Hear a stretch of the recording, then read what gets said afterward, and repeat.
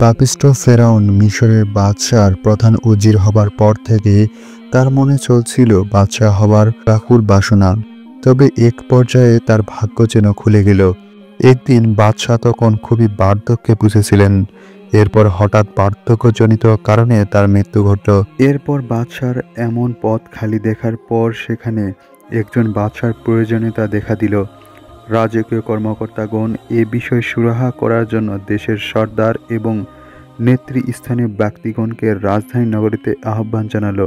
অতএব দেশের সমস্ত আমির এবং নেতৃমণ্ডলীর আগমনে মিশরের রাজধানী সরগরম হয়ে উঠল। এরপর শীঘ্রই পরামর্শ সভা গঠিত হলো। সে সভায় সমবেত সদস্যদের প্রায় সকলেই উজিরে আজমকে বাদশার পদে বরণ করার জন্য মত প্রদান করল। মানে ফেরাউনকে বাদশার পদমর্যাদায় দেখতে সবাই উদ্গ্রীব হলো।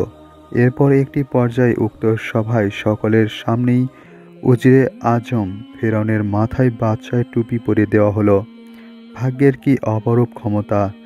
একজন অসহায় ভবঘুরে যুবক কবরস্থানের প্রহরী পদের চাকুরি হতে আরম্ভ করে মাত্র কয়েকদিনের মধ্যেই উন্নতির ধাপগুলো অতিক্রম করে আজ দেশের সর্বময় বাদশাহের আসনে অধিষ্ঠিত হলো। ফেরাউন বাদশার আসনে যাওয়ার পর সর্বপ্রথম সে তার বন্ধু হামানকে প্রধান উজিরের পদে নিযুক্ত করল। এরপর ফেরাউন মিশরের বাদশাহী পদে পদমর্যাদা লাভ করার পর তার হৃদয়ে প্রচণ্ড আকাঙ্ক্ষা এবার যেন আরও প্রবল হয়ে উঠল।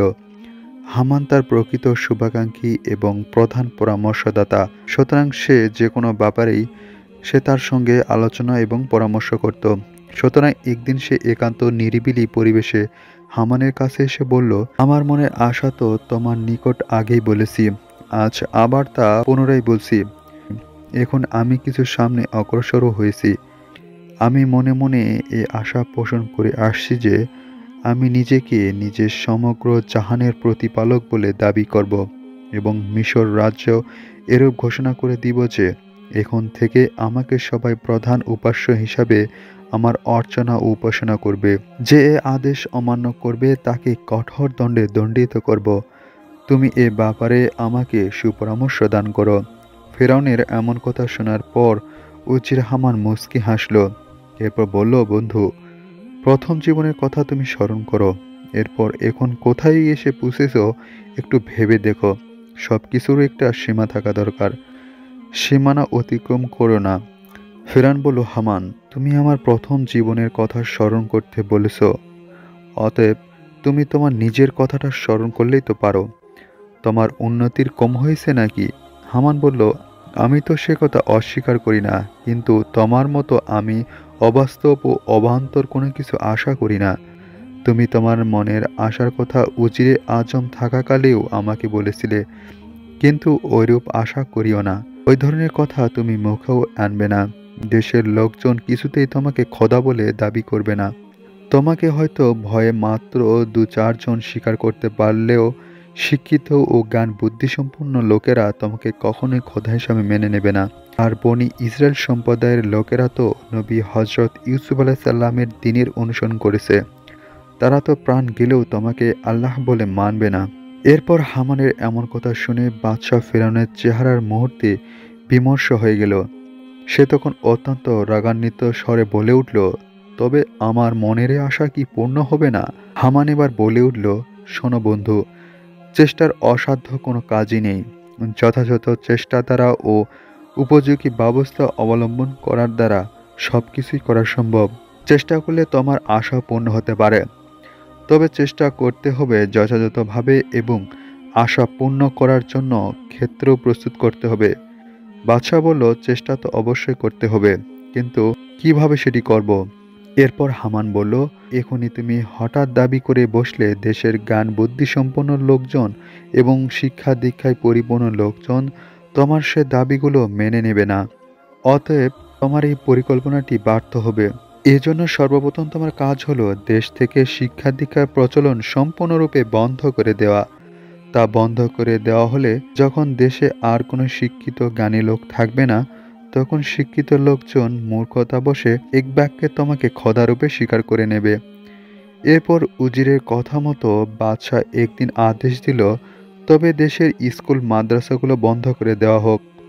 তার পরের দিনই উজির সমগ্র মিশরে এ আদেশ জারি করে দিল।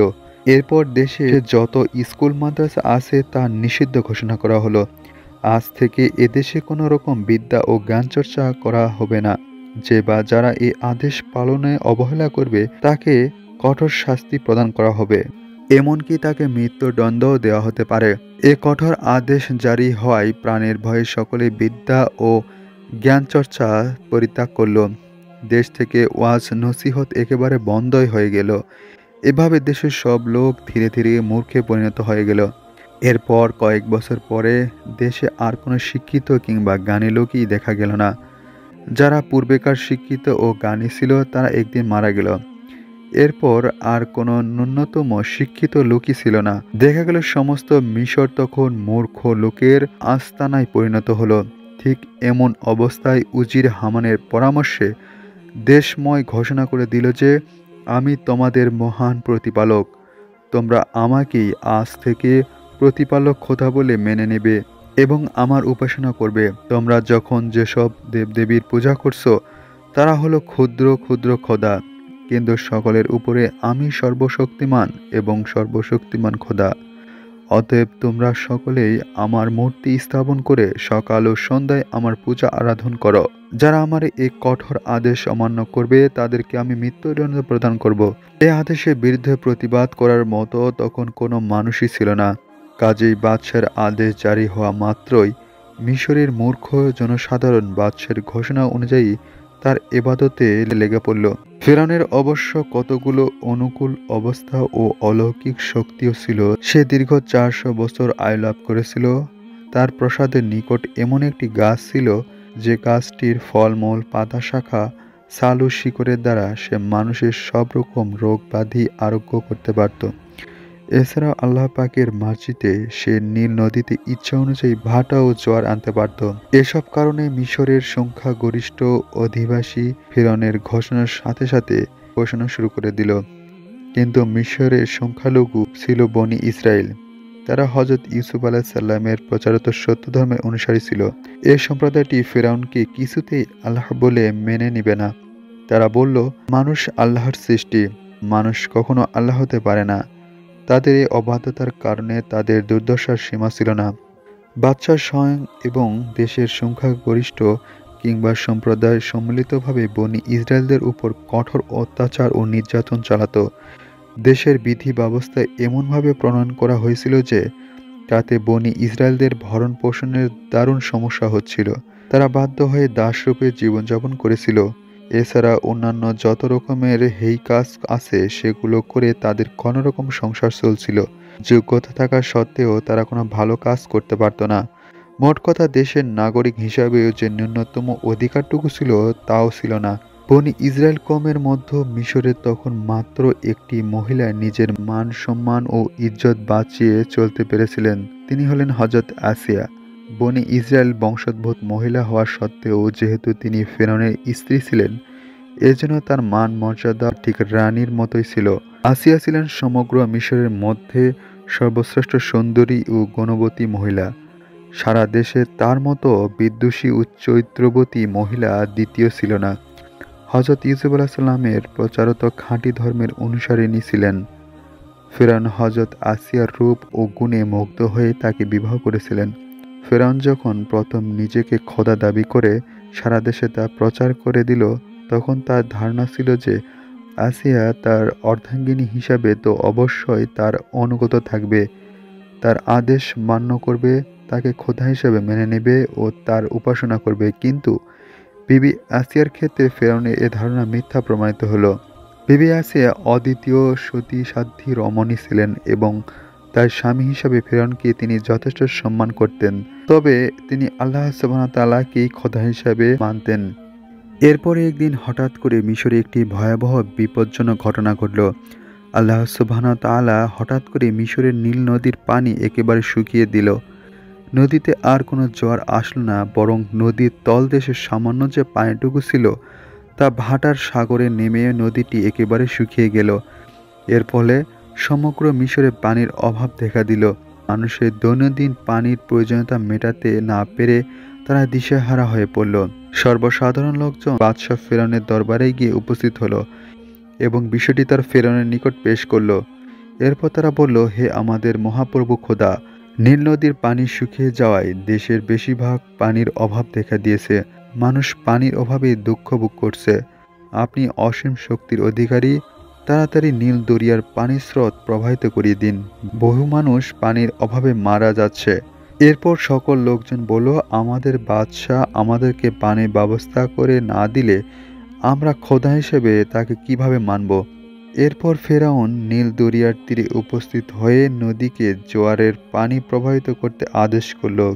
কিন্তু পূর্বে যেমন নীল নদী তার যে কোনো আদেশ মান্য করত, এবার আর তেমনটি হলো না, অর্থাৎ নদীতে জোয়ার বইল না। এতে ফেরাউন অত্যন্ত বিমর্ষ হয়ে পড়ল এবং চিন্তায় সে অস্থির হয়ে গেল যে এখন কি করা যায়। বহু চিন্তায় পড়ে সে বহু সংখ্যক সৈন্য সামন্ত নিয়ে রাজধানী হতে সাদুল আলা নামক একটি প্রান্তরে গিয়ে সেনাবাহিনীকে সেখানে তাঁবু গাড়তে বলল। আর সে নিজে একটি নির্দিষ্ট দূরে একটি পর্বত অভিমুখে রওনা হলো। পর্বতের নিকটে পৌঁছে সে পর্বতের একটি গুহার মধ্যে ঢুকে পড়ল। এরপর সে সিজদায় গমন করে জমিনে কপাল ঠেকে আল্লাহ সুবহানাহু ওয়া তাআলার দরবারে কান্নারত অবস্থায় এরূপ দোয়া করতে লাগলো, হে পরম করুণাময় প্রভু, তোমার অধম বান্দা তোমার করুণার প্রত্যাশী। তুমি আমার দোয়া কবুল করে আমার মান সম্মান বাঁচিয়ে দাও। পৃথিবীতে তুমি আমার গৌরব ঠিক রাখো ও তা আরও বৃদ্ধি করে দাও। পরকালে আমি তোমার নিকট কিছুই চাই না। তুমি আমাকে সর্বদা জাহান্নামের আগুনে প্রজ্বলিত করিও, তবু পৃথিবীতে তুমি আমার গৌরব মান সম্মান বাঁচিয়ে রাখো।